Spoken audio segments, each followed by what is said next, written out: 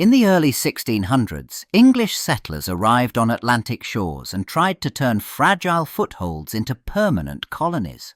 Their first written records stayed close to the edge of survival. Lists of supplies, reports to investors, maps and hard lessons about weather and hunger. Writing served a job before it served art. It measured losses, argued for more help, and tried to explain why some weeks brought progress and others brought death. Religion tightened its hold as hardship mounted. Many settlers believed daily events carried a moral meaning, so journals and letters recorded signs of divine favour or punishment. In New England, Puritan communities tracked behaviour, repentance, and discipline as carefully as they tracked crops. The page became a tool for self-checking and social order. When a storm ruined a harvest, the writing did not just note damage, it searched for cause in the soul. Contact with indigenous nations shaped these early texts just as strongly, because newcomers depended on local knowledge and faced real political boundaries. English accounts described trade, alliances, misunderstandings and violence, often through fear and unfamiliar categories. Indigenous people appeared in the records as neighbours, rivals and essential intermediaries. These documents captured first meetings and shifting power, but they also showed how quickly writing could become a weapon, justifying land claims, warning of threats and hardening divisions. By the late 1600s, Puritan writing no longer stayed only inside church walls. Sermons still aimed to correct behaviour and diaries still tracked sins, doubts and daily tests. But the audience widened. These words travelled from pulpits into homes and from private pages into shared talk. Writing started to do more than record faith. It started to shape reputation, community rules and public argument. Then a new kind of voice gained attention, poets who sounded born to this place, not borrowed from England. Anne Bradstreet wrote about family, loss and belief with a plain strength that fit colonial life. Edward Taylor wrote tightly worked religious poems that turned devotion into art. Their poems kept God at the centre, yet they also proved a point. The colonies produced writers with their own authority. At the same time, captivity narratives pulled readers in with urgency and fear. Mary Rowlandson, taken during King Philip's War, described hunger, uncertainty, and the struggle to interpret suffering as a test from God. Her account moved beyond private endurance. It became a printed moral lesson and a local story people demanded more of. A market formed for writing that mixed survival with meaning. By the mid-1700s, words moved faster than ever before. Printing presses multiplied in the colonies, and with them came newspapers, broadsides, and cheap pamphlets that ordinary people could actually get their hands on. Ideas from the European Enlightenment spread through these pages, arguments about reason, rights, and government by consent. Reading no longer stayed private. It became public. And it became political. This shift changed what writing was for. A sermon might still guide a community, but political essays now aimed at crowds. Writers learned to persuade, not just to record. Benjamin Franklin stood at the centre of this new print world, shaping public opinion through journalism and sharp, practical argument. In the 1760s and 1770s, disputes with Britain turned into a flood of printed claims, replies, and counterclaims. Then pamphlets began to do what armies could not. Thomas Paine, a recent immigrant, wrote Common Sense in 1776 in plain language that pushed independence from debate into urgency. The Declaration of Independence followed as a political document built like a piece of writing meant to endure. Literature and revolution merged.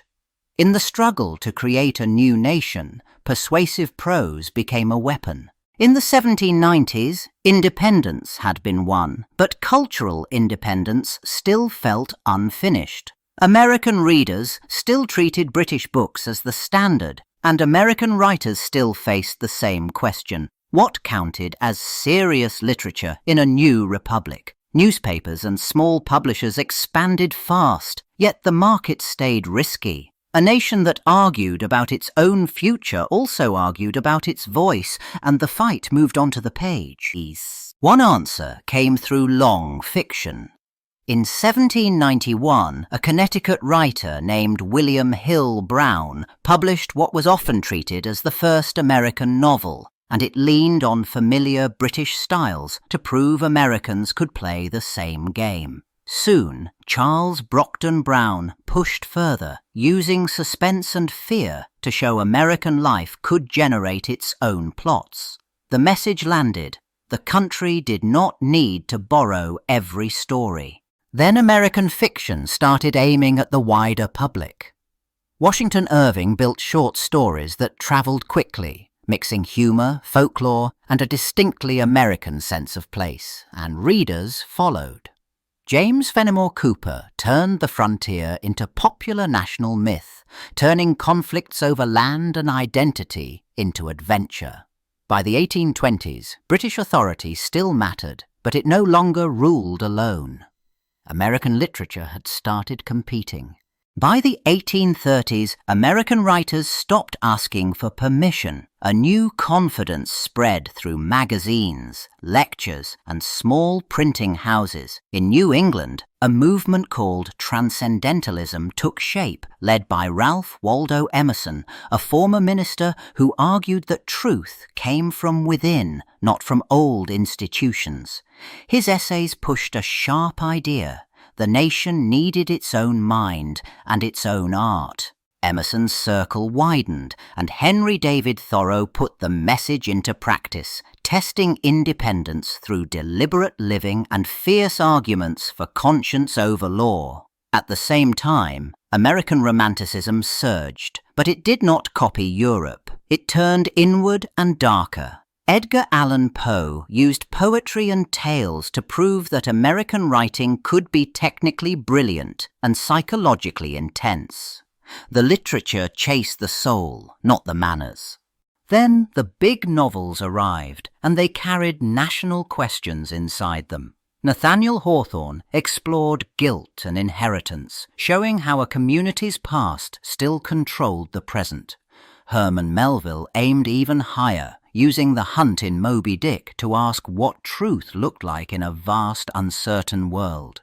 Together, these essays, poems, and fictions made a claim that landed: America belonged to itself, spiritually and artistically. By the 1850s, the question of slavery stopped being a background issue and became the nation's breaking point. Writing no longer circled around ideals, it aimed straight at action. Abolitionist newspapers, speeches, and pamphlets tried to win the argument in public fast.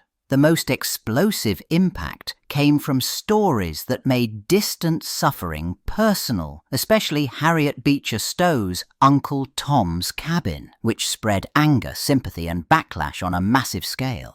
Enslaved and formerly enslaved writers pushed even harder because they wrote from direct experience and demanded to be believed.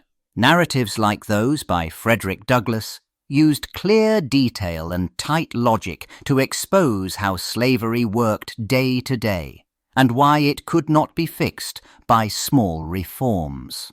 Southern defenders answered with their own print campaigns.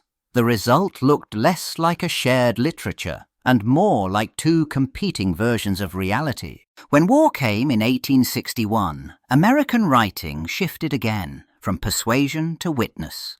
Soldiers and nurses sent letters, diaries, and newspaper reports that recorded boredom, terror, and loss in plain language. In poetry, older, polished styles weakened and new forms pressed closer to ordinary speech and broken experience. Walt Whitman wrote from the war's human cost, and Emily Dickinson compressed fear and doubt into spare lines. Literature served survival, memory, and judgment. After Reconstruction ended, the country did not settle into peace. It sped up. Railroads stretched, factories multiplied, and cities pulled in workers by the millions. Older literary ideals sounded too polished for this new life. Writers turned toward realism, a style that insisted on ordinary people and everyday pressures. The point was not to inspire, it was to show what happened when ambition met hard limits. Realist fiction followed clerks, labourers, and families trying to stay afloat as wealth piled up unevenly. Mark Twain captured the sharp humour and cruelty of life along the Mississippi, while William Dean Howells treated middle-class manners as a kind of social test. Then naturalism pushed further. It argued that environment and chance controlled people more than character did. In stories of tenements and strikes, survival became the plot. Immigration reshaped the audience and the material. New languages and customs crowded into American streets, and literature began to register the friction between old stock and newcomers, between hope and exploitation. At the same time, regional voices expanded what counted as the nation's story. Bret Harte wrote of the West's boom and bust world, and Sarah Orne Jewett recorded New England communities with plain precision. The map of American experience widened. By the 1910s, American writing faced a new pressure. The modern world moved too fast for old forms. World War I shattered confidence in steady progress, and writers stopped trusting neat plots and clear morals. Modernism rose from that break. It favoured fragments, sharp images, and voices that sounded uncertain, even conflicted. The point was not comfort. The point was honesty, even when life felt disjointed. Cities grew louder and more crowded, and literature followed people into streets, factories, newspapers, and nightlife. Writers experimented with the way a mind jumped from thought to thought, or how a moment could feel like a whole lifetime. The centre of gravity shifted. American books and poems no longer tried to imitate Europe. They competed with it. Style itself became the message. Modern life demanded modern language. At the same time, Black Americans fought for voice in a country shaped by segregation and violence, and a cultural surge gathered in Harlem, in New York City. The Harlem Renaissance turned art into public proof of talent, history, and political demand. Poetry, fiction, and essays claimed complexity over stereotype and pride over silence. Together with modernism, it pushed American literature outward into world attention and inward toward new truths. In the 1930s, the Great Depression forced writers to face a blunt question: what did the country owe its own people? Novels and reporting followed layoffs, migration and broken farms, and the idea of literature as social witness grew stronger. Then World War II arrived, and the focus shifted again. Stories tracked enlistment, propaganda, and loss, and later asked what victory cost inside a person. After the war, the Cold War turned fear into policy, and suspicion reached classrooms, bookstores, and studios. Some writers answered with rebellion, and the Beat movement pushed against conformity through raw confession, road narratives, and spiritual searching. At the same time, Southern Gothic took the old myths of honor and tradition and showed their rot, violence, racism, and damaged faith. Different regions, same pressure. American life no longer fit polite forms. As civil rights struggles widened in the 1950s, 60s, and beyond, the center of the literary map moved. Black, Latino, Asian American, and Native writers insisted on histories the mainstream had ignored, and their work reshaped what counted as American. Postmodern fiction then broke the old rules on purpose. Fragmented plots, unreliable voices, and satire aimed at mass media and power.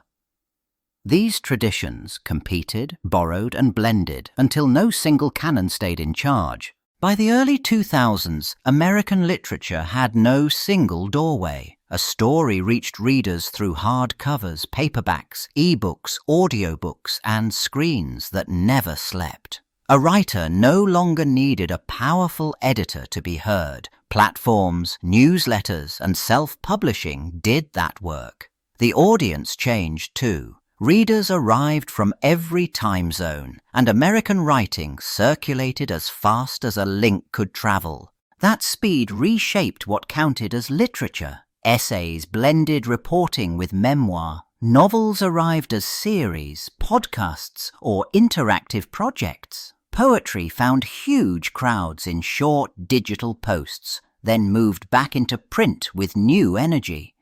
Genres collided. Literary fiction borrowed from fantasy, romance, and horror, while those genres carried sharper social arguments. The result felt messy on purpose. Form followed attention, and attention followed community. Identity stood at the center of that community. More writers published from more backgrounds, and debates over who got reviewed, taught, and rewarded grew louder. Translation and global migration widened the idea of what American meant, even when the setting stayed local. And the contrast with the beginning stayed stark. Where early records had been scarce, practical, and survival-driven, the present overflowed. Multimedia, immediate and impossible to contain.